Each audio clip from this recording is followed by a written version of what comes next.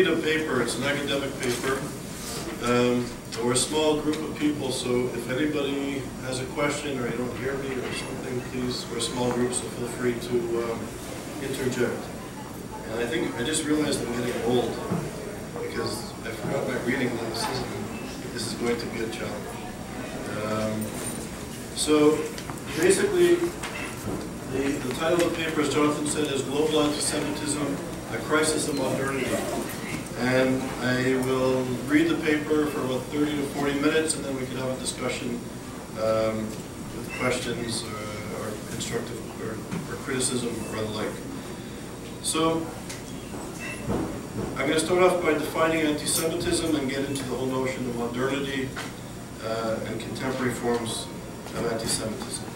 So anti-Semitism is a complex and at times perplexing form of hatred. Some observers refer to this as the longest hatred.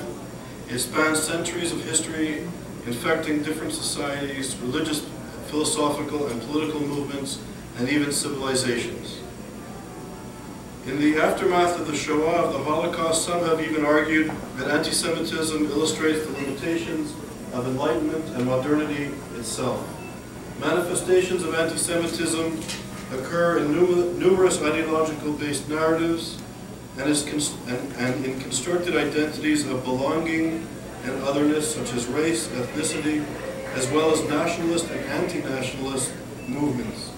In the contemporary context of globalized relations, it appears that anti-Semitism has taken on a new and complex changing form that needs to be decoded, mapped, and exposed. The academic study of anti-Semitism, like prejudice more generally, has a long and impressive intellectual and research history.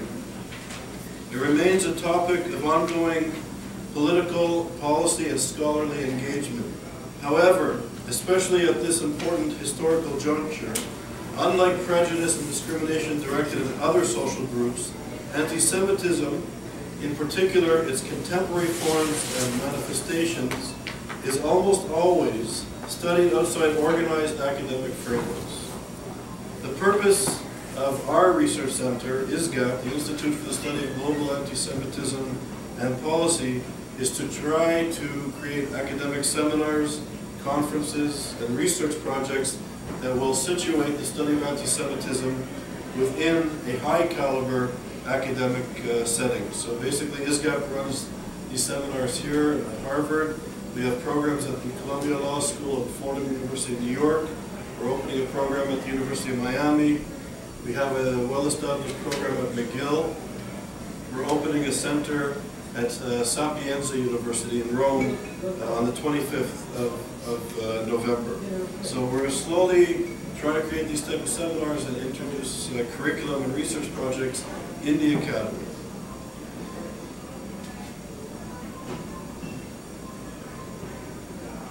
So the process, this research is taking part in the process of globalization, and the processes of globalization has led to an increase in adversarial identity politics in the contemporary context of globalization.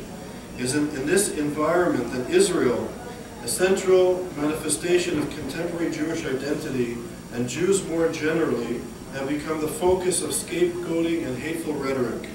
At a more structural and socioeconomic level, the old ideologies and tendencies of anti-Semitism have reemerged and are being fused with anti-Zionism, or what in many cases might more appropriately be referred to as Israel bashing. The old theological and racist forms of European anti-Semitism are being amalgamated with anti-Jewish and anti-Israel pronouncements emanating in particular, but not exclusive, from the Muslim world, which is located mainly but not exclusively in and around the Middle East. Contemporary globalization and the related socioeconomic, cultural, and political processes are being fused with these historical tendencies, which creates the conditions that pose a threat to the Jewish people and the Jewish community in the diaspora. In addition, new structural realities within the realm of international relations and the emergence of anti-Israel propensities appear to pose a threat to Israel and the Jewish people in a manner not seen since the end of World War II. Once again, in the age of globalization, the Jewish people seem to be caught between the aristocracy, or the wealthy establishment, or the core, and the marginalized and disenfranchised masses, or the periphery, as they have through much of history. So in a sense, there's you can draw the correlation, if you will, to what happened to the Jewish communities of Europe in between the First and Second World War, and perhaps what is happening to Israel.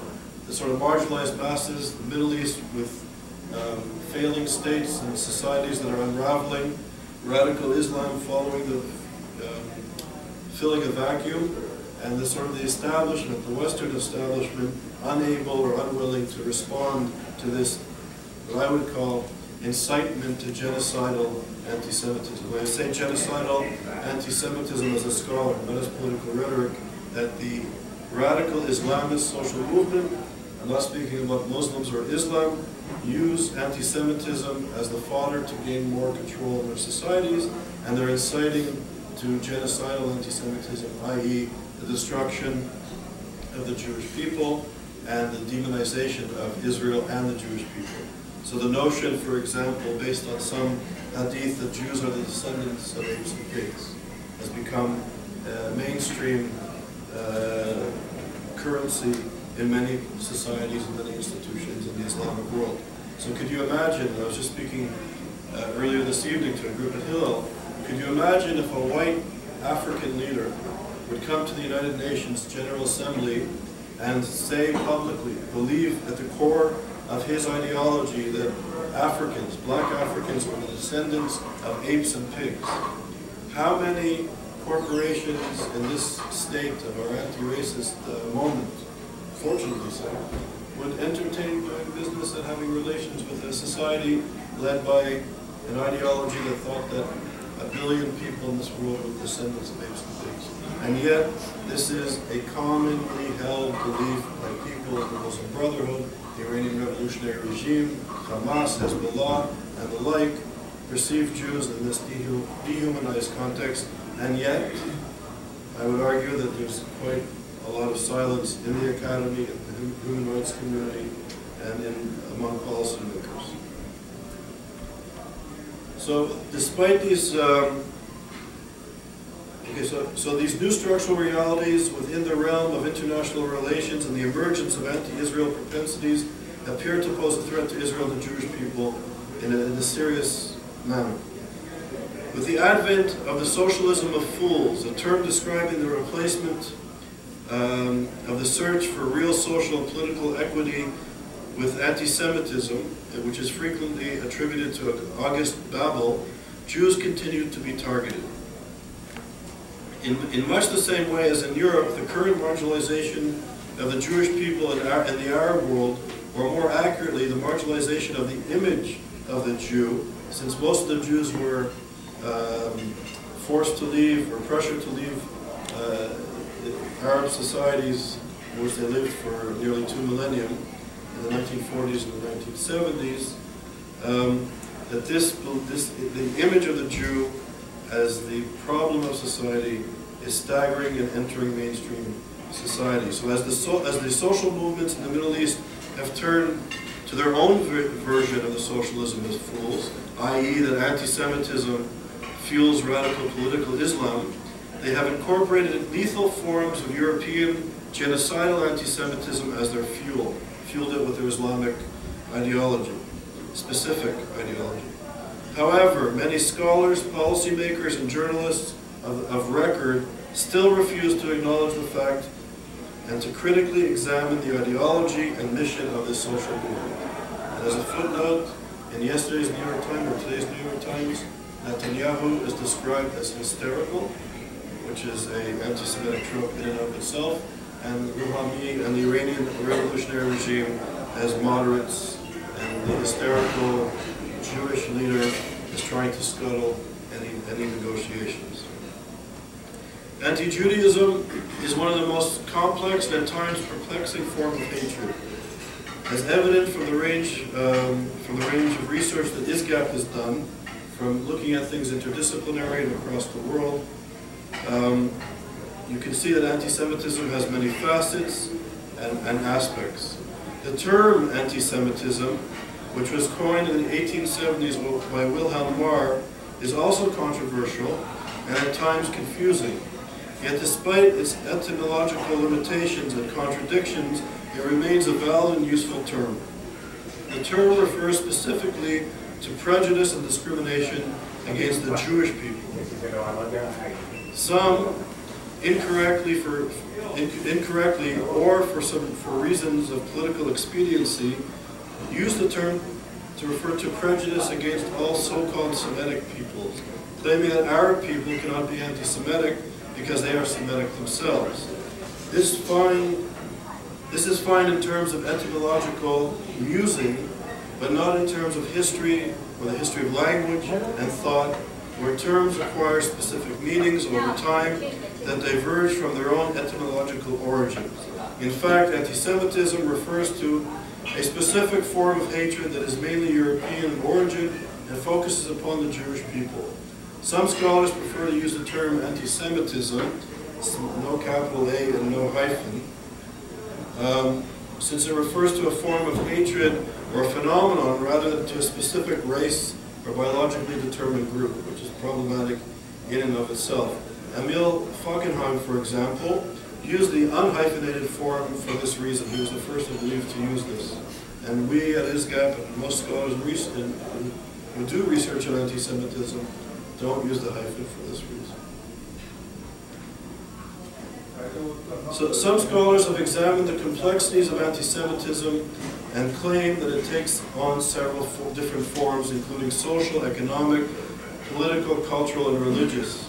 René Koenig, for example, contends that these different forms of anti-Semitism demonstrates that the origins of anti-Semitism could be and are rooted in different historical periods and different places or societies. What's important to realize is that when religion, in particular Christianity, European Christianity, represented the dominant way in which reality was perceived, the Jews were regarded as followers of the wrong religion. It was also believed that the refusal to accept the Christian Messiah disqualified them from any form of redemption or salvation, and even that Jewish stubbornness hindered the world redemption. So not only were the Jews the problem, blinded by the devil, blinded by their refusal to accept the Messiah, but their refusal to accept Christians' notions of the Messiah also, in a sense, inhibited or hindered or stopped the world from being redeemed. So the Jews were the problem for world redemption. When the dominant manner in which Europeans perceived reality was based on notions of the state, or biologically determined groups such as race and ethnicity, the Jews were constructed as belonging to another inferior race, or even a dangerous race that was poisoning the purity of the Aryan and white race. So again, the Jew had to be removed from the nation and from the race. So I would argue, unlike other forms of discrimination or prejudice or hatreds, that anti-Semitism has a unique quality in that there's something inherently genocidal in anti-Semitism, because it stops, not only is there discrimination against the group, but the group's removal from society, or the group's behavior hinders redemption or hinders the achievement of the goals, of a major goal of the society, or of the religion or civilization. At this moment, some argue that for religious reasons, that the self-determination of non-Muslim others on so-called Islamic land is a sin and should not be tolerated. So, and the Jews, by the way, are the only non-Muslim others that have self-determination in that part of the world, or what is perceived to be on Islamic land. Others in the West see Jewish stubbornness as the cause for radical Islam, jihadism, and the instability in the region. When it comes to Israel's policies and existence, they believe, many of the realists did until recently, I would argue, that if only the Jews would change, the problems in the region and international relations as a whole would be resolved. So if only the Israelis change their policies in terms of settlement, or they draw the line somewhere else, or whatever it is, that the Jews, the Israelis, once again are hindering the end of jihadism, the end of redemption, or the advent or the coming of peace. Taken to its logical conclusions, this perspective could lead to great destruction. Like other historical manifestations of anti-Semitism, since it aims at the eradication of Israel and any semblance of Jewish self-determination in the region. Despite the complete rejection of the Jewish narrative by the Iranian regime, Hamas, Islamic Jihad, Hezbollah, and other Salafists or Islamists, many observers focus on the other and are content to blame the victim of this ideology without proper examining of the social movement and of the society. So this is what we were speaking about in the seminar earlier, blaming the victim. So it's the Israelis' fault that radical Islam exists. It's the Jews' fault that radical Islam is growing in number. And at the same time, there's a taboo in the academy, in the media of record, to look at this ideology in a very constructive or a very critical manner. It's easier to blame Netanyahu as hysterical without looking at the revolutionary regimes in Iran's ideology, their beliefs, and how they're implementing their well-constructed, deep philosophical worldview and their policies. So blame the Jew, blame the victim for causing the problem. And that's not to say that Israel is perfect or without contradictions, but radical Islam is not the fault of the victim of it. It's the immorality, I would argue, of those who are perpetuating this reactionary social movement, which is anti-democratic, anti-citizenship, and the like. Contemporary forms of anti-Semitism has many layers. New forms are mixed with old ones, such as conspiracy theories about Jewish power and Jewish culture, apocalyptic theories concerning Jews. For example, the Protocols of the Elders of Zion, which played a key role in creating the conditions of the Holocaust or the Shoah, as well as European anti-Semitism more generally, has now become part of the political and cultural mainstream in several Muslim societies and institutions, even in the Western world. The above-mentioned complexities make it difficult to define the different forms that anti-Semitism takes. This in turn makes it problematic to address and analyze the subject matter. It is no wonder then that contemporary forms of anti-Semitism have been difficult, if not impossible, to acknowledge, study, measure, and oppose. One hopes that it will not be only future historians who come to understand and address today's lethal form of anti-Semitism, too late to affect policy, perceptions, and predispositions. So in other words, there seems to be an inability for people in certain institutions in the West to understand, critique, and condemn anti-Semitism in the contemporary context. But when you speak about the anti-Semitism of the racist Nazis, everybody's happy to condemn the fascist, racist Nazi anti-Semitism of 75 years ago. When people speak about Christian anti-Semitism and theological anti-Semitism, people today are happy to condemn that form of anti-Semitism. The Pope, the new Pope in particular, is unequivocal and powerfully denouncing anti-Semitism. It's wonderful. People no longer, except for a few fringe radical crackpots, actually believe that races are superior and inferior and that Hitler or fascism is a good thing. These are crackpots. Yet, in churches, in the Vatican, for centuries, for hundreds of years, if not more, those anti-Semitic views were mainstream and caused great, great destruction. When Harvard and Yale in the 1920s and the 1930s, the notion of race and eugenics and for superior and inferior races was mainstream. So people like W.E.B. Du Bois, who was a great African-American philosopher and thinker and urban studies scholar, could not get a job in the United States despite his PhD in philosophy from the University of Berlin because the dominant view at the time, Booker T. Washington, Robert Park, the Chicago School of Thought, was entrenched in sort of this Darwinian notion of race and segregation and the like.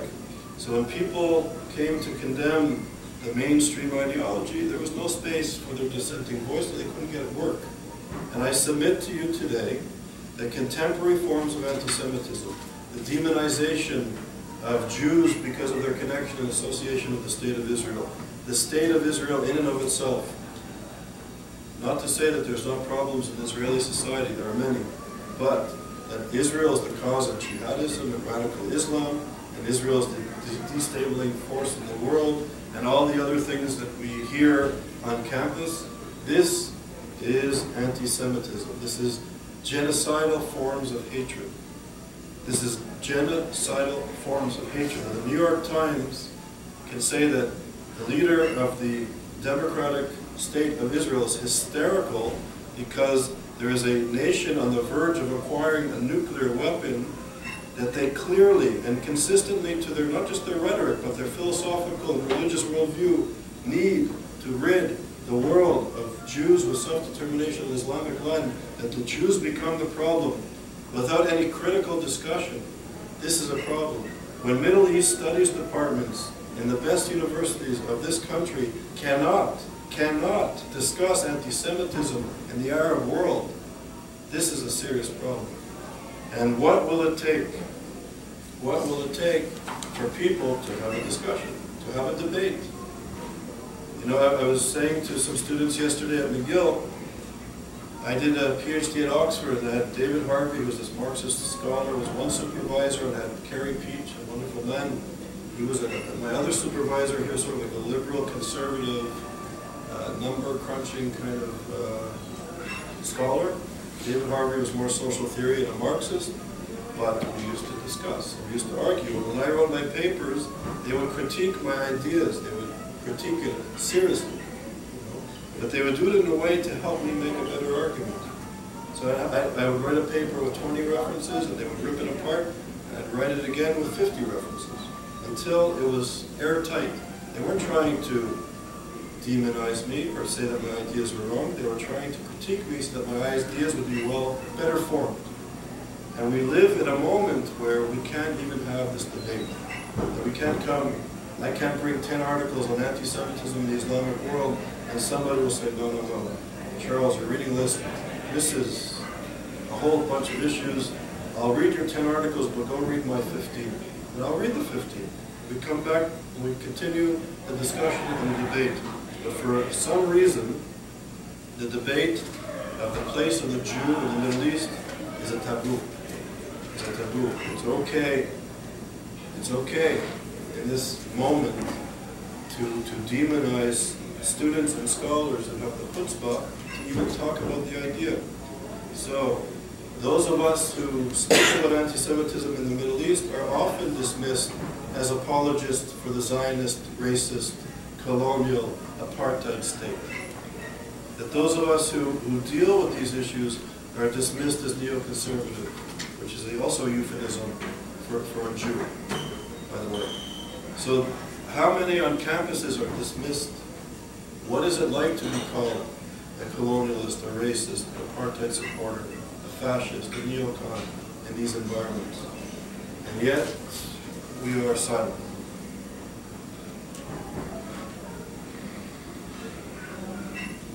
So in the contemporary context of global anti-Semitism, international relations is an important issue.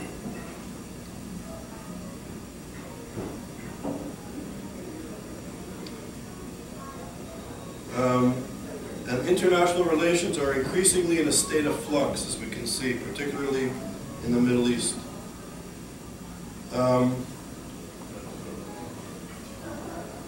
In a state of flux and turmoil, as well as notions of tolerance, democratic principles, and the ideals of human rights and robust citizenship increasingly comes under attack or simply brushed aside, as in the negotiations of the Iranian nuclear weapons program. How many Western leaders spoke about human rights in Iran? It was completely off the agenda. These values appear to be receding, human rights and citizenship, within many institutions and societies, while the international community seems to be less strident in trying to defend them. it would appear that the Jew, or perhaps more importantly the image of the Jew, or the imaginary Jew, as Alain Finkielkraut aptly describes, is at the middle of this global moment. Both historically and in the contemporary context, anti-Semitism is a social disease that begins with Jews, but it never ends with Jews, making the Jewish people the proverbial canary in the coal mine. The deadly strain of this hatred turns against other groups such as women, gay people, moderate Muslims, and other sectors of the population which are perceived as not being ideologically pure, as well as being against the key notions of democracy, democratic notions such as citizenship, equality before the law, and religious pluralism. Anti-Semitism, consequently, is a universal human rights issue that should be important to all. It's not a parochial Jewish problem, which many people dismiss as such, and that is the sort of kiss of death in this universal postmodern moment. You cannot be parochial or particularist. In view of the character of the longest hatred with its destructive power that is both well known and documented, the historical lessons of anti-Semitism ought to reach beyond the academic and policy, must reach beyond the Jewish people and concern scholars from a wide range of disciplines within the academy and within policy-oriented disciplines. In fact, anti-Semitism should be perceived as a key aspect of the development of Western civilization. It is often perceived as a Jewish or parochial issue. This perception forms an impediment to the study of anti-Semitism in the academy, which favors the universal over the particular.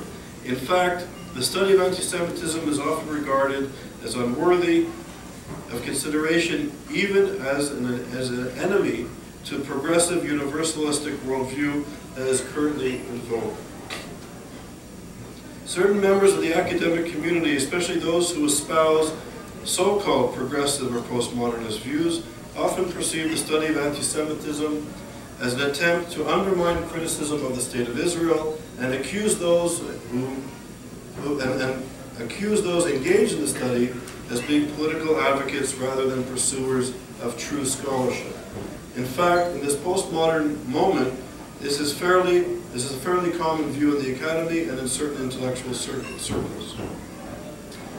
It is therefore important to embark on a systematic critique of the intellectual and political impact of this philosophical movement, not only with regard to the safety and security of the Jewish people and their right to self-determination, but also with regard to the integrity of the Enlightenment project and perceptions of modernity. The contemporary canon includes a critique of the traditional Western canon. For example, Michel Foucault and Edward Said that have helped. So I'm going to read this again. The contemporary canon includes a critique of the traditional Western canon. For example, Foucault and Said that have also helped to demonize the Jewish culture and historical narratives in relation to Israel and beyond. This perspective, which is now an integral component of many good university curriculum throughout the West. Foucault, for example, welcomed the Iranian Revolution of 1979 as a triumph of the spirit of values over the profanity of Western capitalism and materialism. He perceived the Islamist revolution as a critique of Western culture and a protest.